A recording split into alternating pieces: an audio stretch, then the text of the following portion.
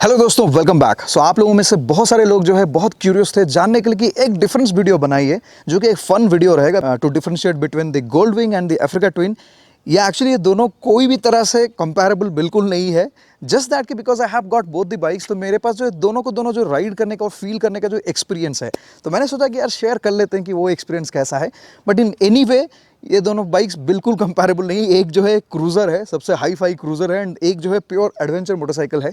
तो कोई comparison definitely नहीं है, लेकिन फिर भी बात करेंगे तो आप लोगों को एक छोटा सा आइडिया आ जाएगा कि दोनों को दोनों बाइक्स के अंदर जो डिफरेंसेस क्या है, स्पेक्स के हिसाब से क्या डिफरेंस है, चलाने में क्या फील में डिफरेंस है, वो सारे के सारी चीज़ें बात करेंगे इस वीडियो पे। सो वीडियो को जो है एंड तक देखना, बिल्कुल भी स्किप मत करना। और जी हाँ दोस्तों, अगर चैनल को आप लोगों ने सब्सक्राइब नहीं किया है तो आप लोगों को कर लेना चाहिए। ऐसे ही बहुत सारे इंटरेस्टिंग वीडियोस आता है। इनफैक्ट जब लॉकडाउन हटेगा हम लोग ये दोनों के दोनों जो मोटरसाइकिल है उस पर ट्रिप्स करेंगे। दोस्तों आई एम श्योर कि आप लोगों को जो है रेव योर सोल ऐप के बारे में पता ही होगा। अगर नहीं पता है तो ऐप की जो लिंक है वो शेयर किया हूं वीडियो के डिस्क्रिप्शन पे, आप जाके डायरेक्टली डाउनलोड कर सकते हो और यूज कर सकते हो। बेसिकली ये जो है बाइकर्स के लिए बेस्ट ऐप है। आप ये समझ लो कि जैसे बाइकर्स के लिए इंस्टाग्राम और फेसबुक जैसा social media app kind of thing है। So Rev Your Soul app जो है आपको हेल्प करता है to connect with motorcyclist, bikers around India. ये ऐप में जो है बहुत सारे हेल्पफुल फीचर्स है जो कि एक मोटरसाइकिलिस्ट को बहुत हेल्प करता है। फॉर एग्जांपल इसमें ई कॉमर्स है जहां पे आप मोटरसाइकिल रिलेटेड प्रोडक्ट्स खरीद सकते हो। प्री ओन्ड बाइक्स के लिए एक मार्केट प्लेस भी है। इसमें आप राइड्स जो है क्रिएट कर सकते हो और उनको ट्रैक भी कर सकते हो। इनफैक्ट आप किसी और के राइड्स को ज्वाइन भी कर सकते हो।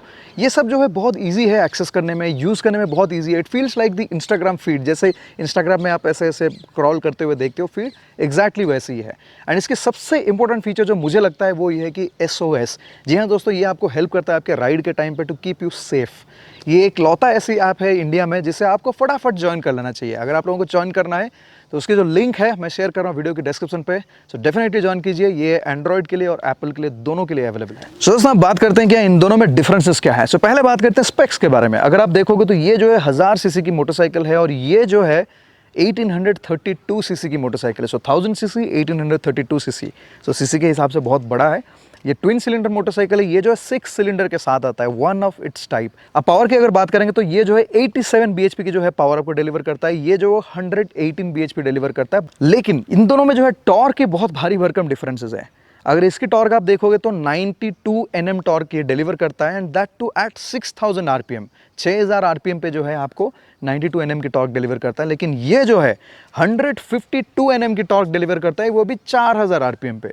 तो ये मेजर डिफरेंस है जिसकी वजह से इसमें जो है आपको वो पुल पावर रहता है। जैसे आप इसको ऐसे रेव करते हो, इसमें एक अजीब टाइप की जो है पुल आपको मिलता है, जो इसमें भी होता है, लेकिन इसके कंपैरिजन में आपको थोड़ा सा डिफरेंस पता चलेगा। अब इसके बाद जो है बात करते हैं इसके गियर बॉक्स के बारे में। सो अफ्रीका ट्विन की जो गियर बॉक्स है ये पूरी की पूरी यूनिक है। बेसिकली ये खाली अफ्रीका ट्विन के साथ आता है, और जो गोल्ड विंग की नई वर्जन आता है उसमें आता है। तो basically it has got an auto gear transmission. इसको DCT बोलते हैं, dual clutch transmission. So basically इसमें जो है आप देखोगे तो इसमें कोई क्लच नहीं है, तो गियर जो है ऑटोमेटिक शिफ्ट होता है। तो एडवेंचर बाइक्स में अगर आप देखोगे ये एक लौता बाइक है पूरी की पूरी दुनिया में जिसमें ये जो ऑटोमेटेड ट्रांसमिशन जो है इनबिल्ट आता है फ्रॉम द फैक्ट्री।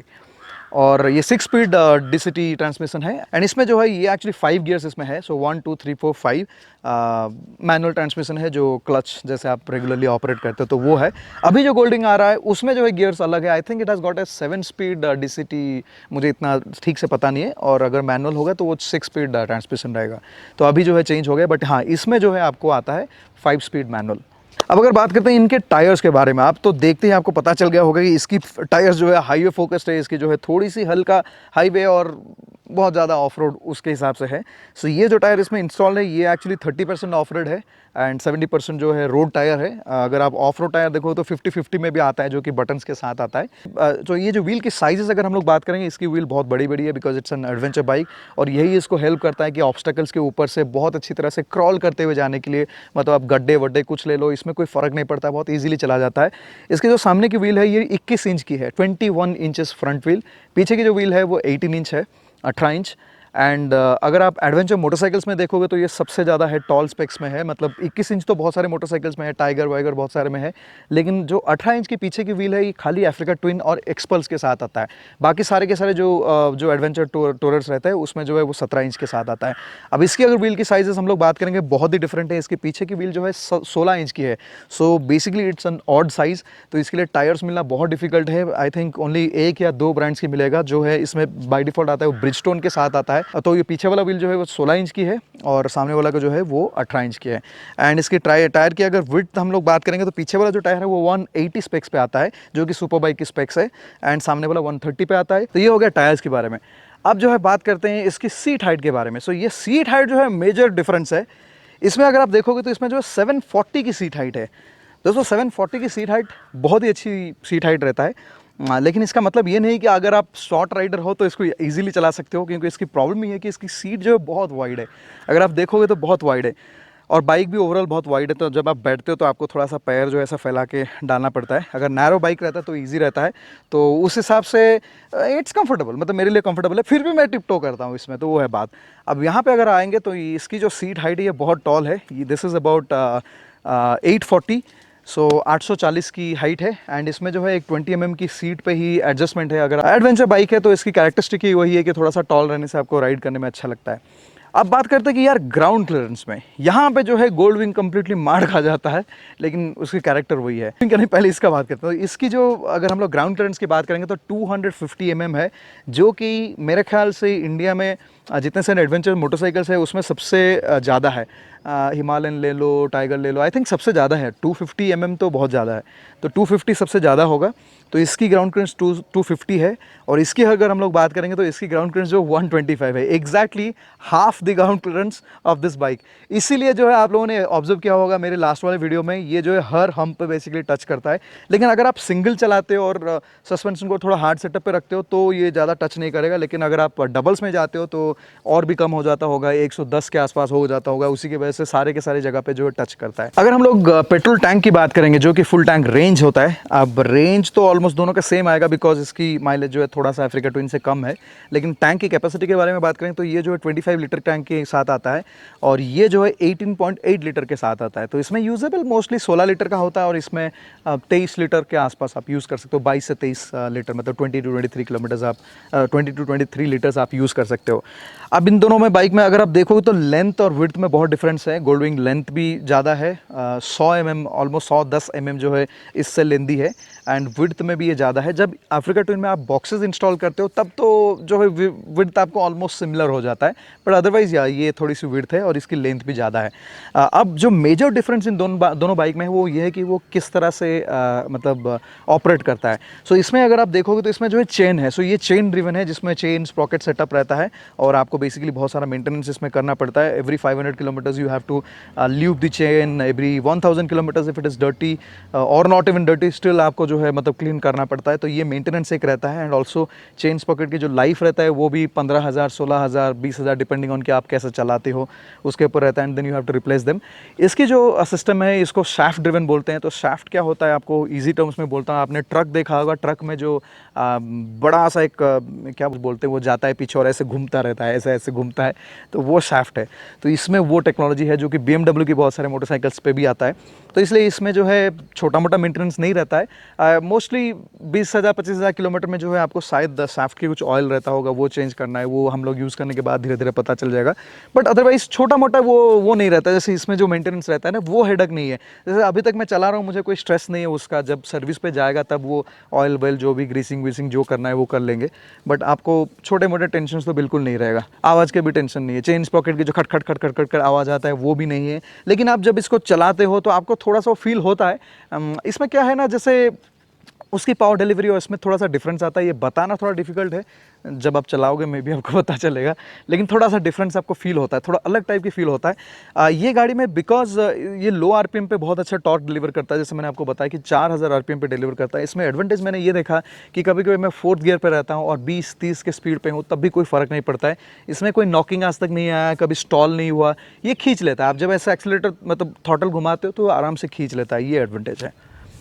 अब दोस्तों ये तो हो गया चलो टेक्निकल वाली बातें कि यार एक्चुअल में डिफरेंस क्या है। अब मैं आपको बताऊंगा कि यार चलाने में क्या डिफरेंस होता है। अगर हम लोग सर्विस की कॉस्ट के बारे में बात करेंगे तो मोस्ट लाइकली गोल्डविंग पे थोड़ा सा एक्सपेंसिव रहेगा। उसका रीज़न ये है कि इसमें जो छोटा से छोटा काम करने के लिए आपको जो है पूरी की पूरी जो है पैनल निकालना पड़ता है, बिकॉज आप देख सकते हो कितने सारे पैनल्स लगा हुआ है। तो जैसे ऑयल अगर आपको चेंज करना है, फिल्टर निकालना है, ऑयल करने के लिए उसके लिए भी पैनल्स आपको निकालना पड़ता है। फिल्टर के लिए तो इनफैक्ट बहुत सारी चीज़ें खोलना पड़ता है। वो सब के हिसाब से थोड़ा एडवेंचर बाइक्स में जो है वो कम रहता है। तो इसके लिए जो वर्किंग आवर जो है इसमें ज़्यादा लगता है। अगर मान लो कि ये बाइक को सर्विस करने में 2 घंटा लगेगा, ये बाइक को सर्विस करने में 5 से 6 घंटे लगेगा, तो उसके हिसाब से थोड़ा सा एक्सपेंसिव रहता है। बट स्पेयर पार्ट ये सब अगर आप देखोगे तो यार होंडा की जैसे रहता है वैसी है, इसमें भी वैसी है। इसकी डेफिनेटली पार्ट्स की ओवरऑल कॉस्ट तो ज़्यादा रहेगा because it's an expensive bike. अगर हम लोग प्राइस पॉइंट की भी बात करेंगे तो ये जो मोटरसाइकिल है आज के डेट पे आपको मिल रहा है बैंगलोर के ऑन रोड प्राइस में बता रहा हूँ, जो DCT मतलब ऑटोमेटिक वाले ही है, वो 20 से 21 लाख की कॉस्ट, मतलब 20 से 21 लाख की कॉस्ट में आता है। इसकी अगर हम लोग प्राइसिंग देखेंगे तो ये जो है 35 से 38 के आसपास आ रहा है। एंड अगर आप इसमें कुछ एक्सेसरीज ये सब डालते हो तो फिर ये 40 लाख के आसपास जाता है। तो ऑलमोस्ट आप देखोगे तो ये डबल द प्राइस है। अब बात करते हैं कंफर्ट के बारे में। सो नो डाउट अगर आप मुझे एक सवाल पूछ रहे हैं कि बोले भाई ओवरऑल कंफर्ट किस में अच्छा है, तो डेफिनेटली गोल्डविंग में है। आप देख सकते हो कितना मोटा सा सीट लगा हुआ है राइडर के लिए, पिलियन के लिए, दोनों के लिए। तो कंफर्ट ओवरऑल उसमें अच्छा है। लेकिन अगर ये हाईवे राइड्स है, it is only limited to highway rides. आप इसमें कोई पतला रोड पे जा नहीं पाओगे। ऐसा नहीं कि जाएगा नहीं जाएगा, लेकिन अगर हम जैसे रहेगा तो उसमें टकराता है, अगर पॉट होल्स है उसमें आपको दिक्कत आ सकता है। So this is only made for pure highway rides. बहुत अच्छा राइड्स है। इसमें आप जस्ट इमेजिन करो कि मैं, मेरी वाइफ, हम दोनों बहुत कंफर्टेबली म्यूज़िक लगा के आराम से क्रूज़ कर सकते हो। इसमें आप हज़ारों किलोमीटर एक दिन में कर सकते हो। इसमें क्रूज़ कंट्रोल सारे के सारे चीज़ें हैं, म्यूज़िक सिस्टम है। It is a very comfortable motorcycle. ये सीट पे अगर आप बैठोगे ना, आप सुबह से लेकर शाम तक, रात तक भी बैठोगे, कोई टेंशन नहीं, आपको बहुत कंफर्टेबल लगता है। इनफैक्ट अगर आप कोल्ड क्लाइमेट पे चलाते हो, इसमें हीटिंग वीटिंग सीट्स है, सब कुछ है, कार वाली कंफर्ट इसमें है, तो वो हिसाब से कंफर्ट बहुत अच्छा है। लेकिन अगर आप overall practicality point of view पे देखोगे तो वो बाइक है जो कि इंडिया में, खास करके अगर मुझे आप पूछते हो कि इंडिया में कौन से बाइक प्रैक्टिकल रहेगा, ओवरऑल कंफर्ट अच्छा रहेगा इंडिया के हिसाब से, देन ये है ये। क्योंकि इंडियन रोड्स पे ये होता है कि कभी कभार आपके हाईवे पे भी बड़े बड़े हम्स आ जाते हैं, कभी कभी गड्ढे आ जाते हैं। एंड इनफैक्ट आप हमेशा हाईवे को स्टिक करके नहीं रहते हो आपके राइड्स में, यू कीप चेंजिंग। कभी कभी आप ट्रेल ले लेते हो, कभी कभी कोई गली वाला रोड ले लिए, कोई गाँव चले गए, कोई पानी से निकल गए। वो सब के लिए ये बाइक जो है बहुत ज़्यादा प्रैक्टिकल है। इसकी अगर कंफर्ट की बात करेंगे, ऐसा नहीं कि ये बाइक कंफर्टेबल नहीं है, ये कंफर्टेबल है। लेकिन क्या है ना, जितने भी सारे एडवेंचर मोटरसाइकिल्स होता है उसका सीटिंग उतना कंफर्टेबल नहीं रहता है compared to cruisers and all. खास करके अफ्रीका ट्विन का ही बात करूंगा तो इसकी सीट इतना ज़्यादा कंफर्टेबल नहीं है, बिकॉज आप देख सकते हो बहुत नैरो है, इट्स अ हार्ड सीट।